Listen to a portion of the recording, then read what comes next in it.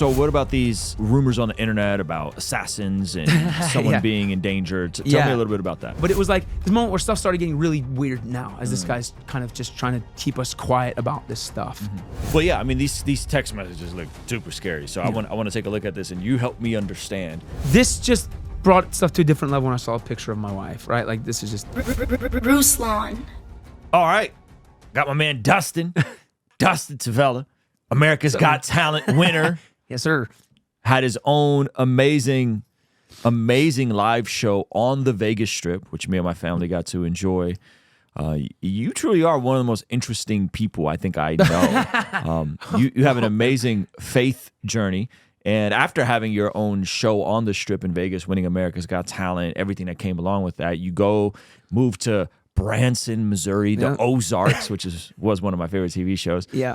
And you have your own show there. And in the midst of all that, it abruptly ends. Yeah. Internet rumors are going crazy. He's going back to Vegas. He's not really with the small town life. His family is sick. People are losing it. Someone is trying to kill him. Okay, so we're going to talk about a lot in this conversation, but you got to set the record straight on some of this stuff. Yeah, so, okay, I was at Reza Live Theater. There's a couple other people there, but there started being some tension between like Reza and his camp and some other people, some other parties involved. And I don't want to get into all of that, but as we became friends with both of these people, Reza became a really good friend, and these other people became really good friends, and we're like in the middle of this tension. And so we committed very early on that we were going to continue to love both parties involved. We were going to be friends to both parties involved. I'm not a judge. I'm not an investigator. I'm not a detective or police officer. I am just a friend to these people. And so it's not my job to determine who's right and who's wrong. It's my job to encourage both of these people. Amen. And there was like very strong feelings on both sides. And we're encouraging both sides. Like, you guys need to love him. You need to forgive him. You need to walk through this. And you need to continue to love them. And if there's either of you guys that can make lifestyle changes, maybe we can do that too. And you're kind of caught in the middle of these two sides. You're in this new town. Yeah. And in this new theater.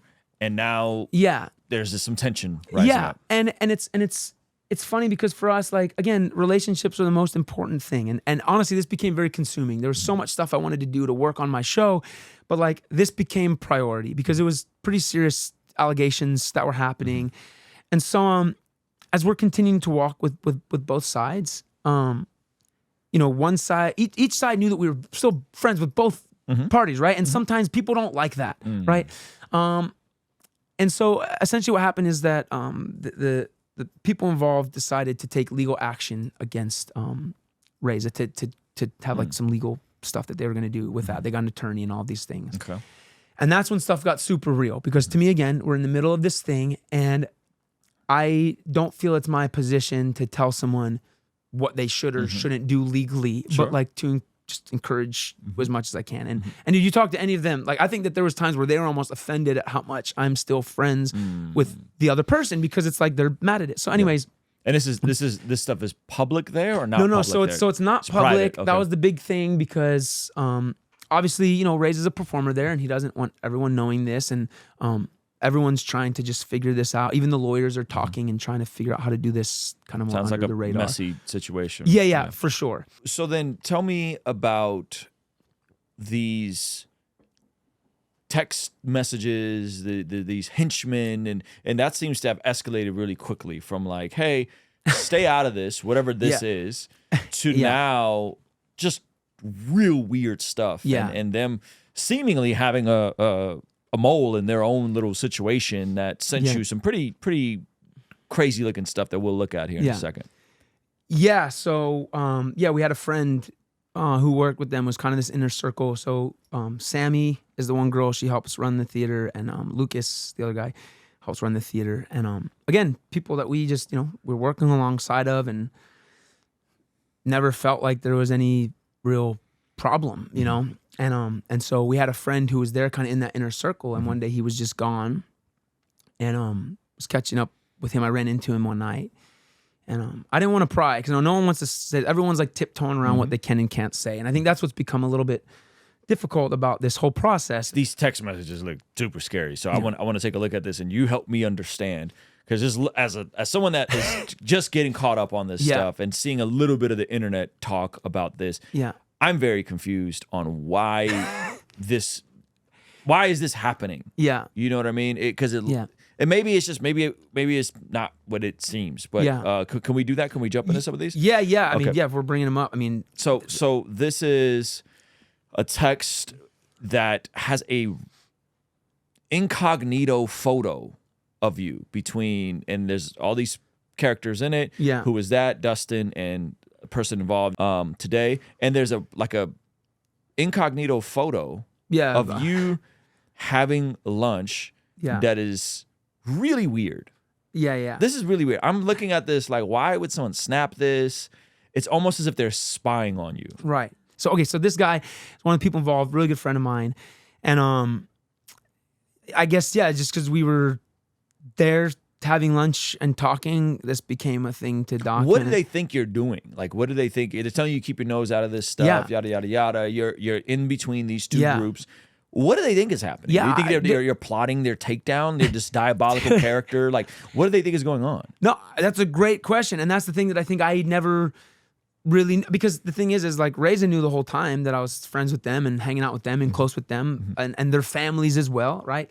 And they knew that I'm friends with Reza and Sammy and Lucas, and like everyone already knew this, so like I don't know why this picture is even worth being like a picture worth being taken, because it's taken and sent to a group text. Yeah. And like I'm having lunch with the guy. They already know I'm spending time. So like, why is this important? And so then they go, we can start effing with his show. Yeah. We know what cables to pull that blank technician wouldn't be able to figure out. Yeah. So you get this, and then it escalates, and this is where it gets really, really, really weird. Yeah. So this is so this first one. This is a screenshot that Reza sent to that group text. So this is Lucas sending this to Reza. Turned around on the trail at my normal spot and realized they were coming around the corner. So I snapped a quick picture with my FBI glasses. What? Yeah. So that's my wife in the middle, with one of the other people involved. Well, two of her friends. One of them is involved in this stuff going on. Interesting. To me, this is where it's like, this is crossing a line. This is my wife, right? Like, this is my family. My wife, like, this is the stuff that makes my blood start to boil. I would be livid. So it sounds like from their perspective, is this like the smoking gun that, oh my gosh, look, they're around these people that we have beef with and we have issues with, and look at the backstabbing friends that they are? Is that how this is being presented to their community? Or did they know all along that you are friends with these people and that you're here to support? They knew all along. Like, and there was multiple times where I'm talking to them saying, hey, I just talked with these people. You know, we had this great talk. And I think this is what was so bizarre to me, is I'm like, what are you finding out by seeing this that you didn't already know, right? Like, I don't know. Like, to answer your question, that's the weird part of this whole thing. Yeah, at the very least, it's just weirdo behavior. At the very least, it's just weirdo stuff. Okay, so it says, I would like a meeting with the henchman. So this is where things just keep getting more bizarre, right? Like, first you're taking a picture of my wife. Now you want a meeting with the henchman. And it's interesting that this was all passed on to you. So whoever's in this group text clearly didn't feel comfortable what was being talked about. So they, in terms of their circle, have someone that wanted you to see this and go public with. So this. after this, so his words to me were, he left that theater because there were some lines crossed that he was not okay with. Which to me was like, okay, like, I wonder what that even means. And this was after that meeting with the attorney. So I'm like, what does that mean, right? So when he came forward and shared this stuff, I mean, what's scary and strange about this, just again, from the way I'm reading this stuff, is I don't know what they think. I don't know what they believe. First, they're talking about sabotaging my show. Then they have pictures of my wife. Now they want a meeting with the henchman. Yeah. So, and again, where's my mind supposed to go with this stuff, right? And so, anyways, yeah, especially when family is involved like this. Yeah, and that's, dude, this is the thing, bro. Like, this just brought stuff to a different level when I saw a picture of my wife, right? Like this is just, anyway, sorry. So it goes on to say, Lucas is currently meeting with the entire Tavella family right now. This is highly unlikely to become very interesting. Highly likely. Highly likely this will become very interesting very quickly. Could you let blank know that there's new development today, or we're getting everything assembled and we'll get with her ASAP, and we appreciate her standing by. And then it says, Sammy, do we want to meet with both of the henchmen together or separately? This is just really bad, using the word henchman. I mean, do we have, okay, look, again, I'm not trying to assume motives. I don't want to be like, Dustin's talking bad about them. I just want, this is the message we have. I mean, can we like pull up the definition of henchman quick? Is there like a... Yeah, let me see. I think I could pull it up. Because again, I mean, look, bro, maybe henchmen are people who plan surprise birthday parties, and this whole time, like, we love Dustin. Let's have him make a cake. Oh, my phone is not. I got it. I'll pull it up. Henchman. I mean, in my mind, I watch movies. There's negative connotation to henchman. A faithful follower or political supporter, especially one prepared to engage in crime or dishonest practice by way of service. The dictator said. So someone that's so devoted to a cause, basically, that is willing to engage or in crime or dishonest practice by way of service. Gotcha. And then they go on to name these henchmen. So now you know who these henchmen are. Yeah. Well, kind of. I mean, you know their names. First names, we know their names. Okay. Yeah. So Sammy, let's go back here. Sammy, do we want to meet with both of the henchmen together or separately? And how do we ensure that they don't know either party and are playing with us? I'm done pulling knives out of my back. Yeah. I know henchman number one. So real quick too, I'm done pulling knives out of my back. I think again, maybe speaks to what they think is happening, which is somehow we are not being loyal or faithful to them by being friends with the other side. Sorry, because you asked earlier. I saw. Yeah, because this is your colleague at the end of the day. This is your colleague. Yeah, in my mind, we're friends. I'd hung out up until getting these messages. We're hanging out, talking about magic, and talking about some of this stuff. And Yep. So I know henchman number one, henchman number two. I don't know as well. I think henchman number two is more a protector than a take care of business kind of guy. Oh my gosh. What? Just message henchman number one. Yeah. So again, where my brain goes, one's the protector, the other guy is the take care of business guy. And so you contacted the guy who quote unquote takes care of business. Again, I don't want to assume wrong motives. I watch movies and I know what I think if someone says, let's contact the henchman who takes care of business. Yeah. After seeing pictures of my wife on a trail, my brain goes all kinds of places. Again, I'm not saying that's what's happening, but it's what I'm reading.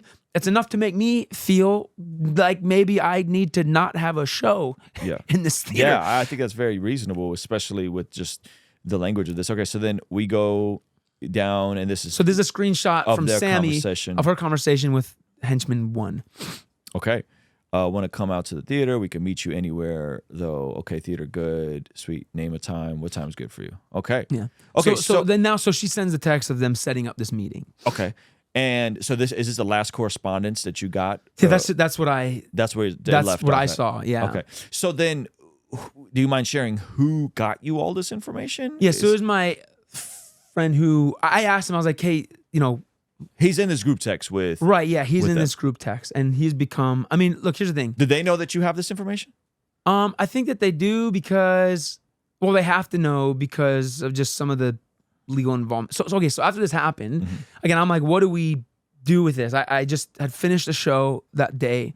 And so with some of the other people involved then, because at first, I didn't know that any of this stuff was about us because the stuff that my friend was alluding to was just that there's something that I thought it was about the one other party. So I went over there. I was like, guys, I think you might need to know this is happening. Things just got to a crazy level. While I was at their house is when we start getting these messages. And so now I'm like, again, maybe there's a thing I can sit and talk this out with them. But the fact that my family is involved, I'm like, we need to involve the police, right? Like it gets to this thing where this is so beyond now. Let's just be everybody's friend and let's talk and pray for them. Like you have you just involve my family. Yeah, this is a bona fide threat. If I'm a husband and a dad, like I'm like, And look, is there other context of what this means? Was this guy going to kill us? Was this guy going to hurt us? Was this guy just come and threaten us and scare us? What did they want him to do? I guess is more of the question. Because here's the thing: these guys never asked to be part of this either, right? So like, do you know these? Oh, you don't know these two henchmen. Right. Okay. So we end up filing a police report that night. The next day, it's a So Tuesday. you went to the police with this information. Yeah. We called 911 and we're like, dude, like I think my family is in danger. I don't know what's going on. We have these messages. It's not explicitly saying what they're gonna do. Yeah. And there was some conversation too that my friend told me around this, which I would also just kind of want. I think for now it's just safest and best to just show what's actually here. Sure. But what was the police response to all this? Well, obviously they're the same thing that we're saying as we read it, right? I've read these so many times and it's still just as bizarre as the last time that I read it. And so they take the police report and then the next day now I have a show on a Tuesday night. I'm like, well, now I already am like, are they going to sabotage my show? Now I'm like, is something bad going to happen? My family is part of this show, bro. Like I'm not going to walk my entire family into a building with these people who in some way, shape or form want bad things for us, right? Whatever those bad things are, maybe it's not clear. In my mind, I feel like you know. But so then we had to go and I had to rent a U-Haul. We went in with a police escort. So the police came with us and we had to empty all of our stuff out of the building that day. I had a show that night, we just unannounced, had to go in and just take everything out. And were you able to get any type of restraining order? So yes, so we did get an emergency protective order. Okay.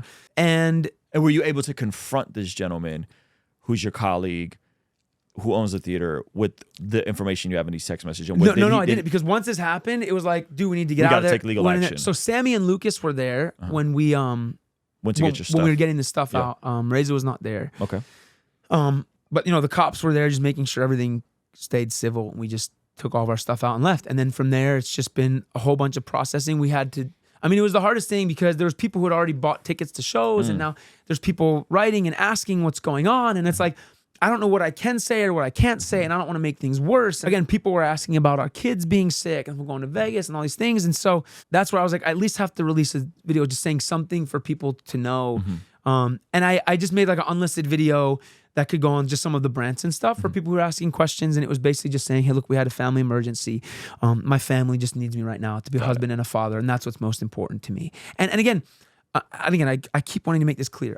I can't just assume all the stuff. I have the things that I do assume. I can't say that that's fact. But what I know is that this is enough for me to not feel like my family is safe, right? So despite what I know or don't know, I'm reading this and this is enough for me to say I need, as a protector of my family, I need to forget that I'm a magician and an entertainer and a performer for a minute. I need to forget my income. I need to forget my career. And I need to make sure my family is safe and out of this place.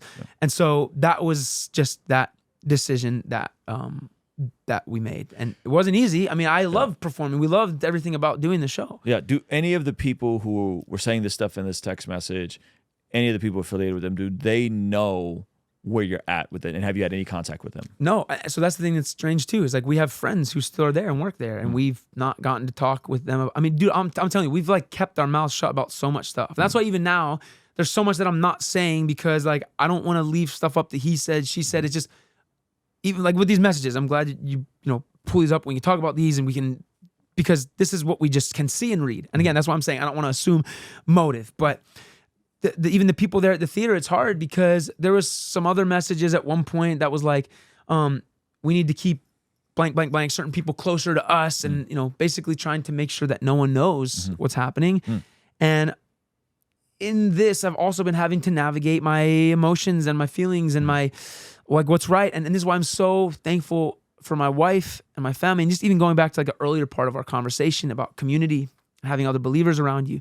Bro, every person in my life, in my family that we lean into, as we're sharing about this stuff, it's like, hey, we need to take time. We need to pray for them. We need to bless these guys. And even just this morning, man, before coming in here, I was reading and I just came across the scripture, even as, it says, in Romans 12:14, bless those who persecute you. Don't curse them. Pray that God will bless them. This is one of those things that I can say this and it sounds so nice and romantic and this is what we should do. But like, bro, when you're feeling this, to pray, God, please bless them. Like, it's hard, but this is what I'm saying. My wife every day has been encouraging me, like, don't get angry. We need to keep praying for them. And she'll stop me, bro. And grab me and we'll pray. My parents, same thing. We've had a couple friends who've been walking with us through this journey who've really taken time to be like, these guys are not dude. This reads like a movie. I mean, no, I was joking. I think I said this offline. This sounds like season 6 of Ozark. Like that's what this magician moves into town. Oh my gosh, dude. He's from Vegas. All of a sudden it gets weird. But he's trying to be a good guy and be friendly and mediate, and then it just all spirals out of control. This literally sounds like all that's missing is the Mexican cartel and some local mafia on the ground. Listen, bro, and just again, as you talk about the Branson billboard or whatever that I love being, this is so out of context for this place, which is why, again, I love being in this town, because stuff like this happens maybe anywhere else and it kind of blows over. The fact that we are in a town of people who are like, we're fighting to make sure that stuff like this does not happen here. Amen. That there's people taking a stance on things. There's people like not okay with this. This is why we are confident and love being in Branson, because you look at what's happened in these other places. These things have gotten swept under the rug. It's why all these other places have become what they've become. It's why people like Diddy can continue to get away with the stuff that they've been doing, because stuff gets overlooked and overlooked and overlooked and overlooked. And the next thing you know, it grows into something we never thought was possible. To me, again, my opinion, this is the beginnings of something like that. And to be in a town that's like, we are not going to let this become one of these spaces. That's what's beautiful. And that's why I look at this stuff, and amidst all the questions and the fear and the hurt, honestly, bro, like the emotional journey we've had to go through with this, being like, these were our friends. I don't understand how it came to this. There's this part of me that like, I love being where we are. It's why we're not leaving Branson. Amen. And so, so what does the future of your show look like? Like, what, I'm assuming you're not doing shows for the next couple months while you're still resolving this. So, and what does that look like? Yeah, so there's some stuff that I think in 2025 we'll still be there in Branson doing some stuff, doing some shows, maybe towards the end of the year. But right now, I think our focus is, one, I think just my family. I mean, bro, this has been the most exhausting experience of my life. Like the emotions and I mean, dude, even like the physical work involved in now reorganizing stuff, and the billboards that we have in town, and like all of the phone calls constantly trying to figure out what do we do when the brochures that we have in town, when I have to pull all of those from all of the little racks that they're in, and the distribution companies are like, why are we pulling these? And it's like, well, I can't really say, like, it's just been so much. I'm excited to just have time as a family.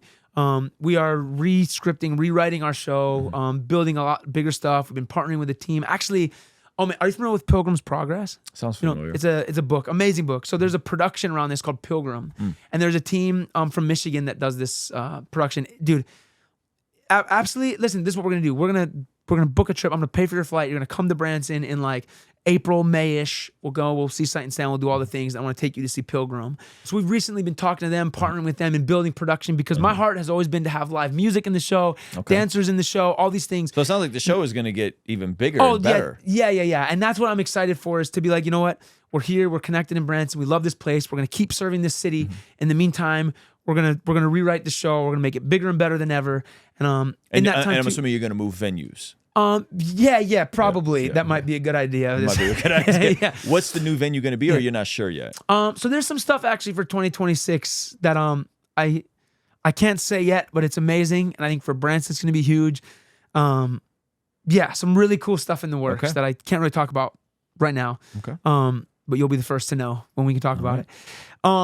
But yeah, so kind of our plan right now is just to be, again, bounce around, but also speak in other places, perform in other places. Like the Blessed God Summit. Like the Blessed God Summit. Make sure you guys go. I've promoted Holy Sheets. 29th. I've promoted, what else have I promoted? Silver Dollar City and Sight and Sound. And right now, most importantly, the Blessed God Summit. Make sure you guys show up and come. And maybe at this point, we'll be able to share more details about things too, which should be fun. But yeah, so we'll be doing stuff like that, man. I think really just leaning into some of these partnerships. We've been doing some stuff with the Bible app lately. I'm working with YouVersion. Bobby Grunwald is one of my biggest heroes ever. If you ever look into the story of the Bible app and how committed Bobby has been to making sure that the Bible is not only everywhere in the world, but that it's free everywhere in the world.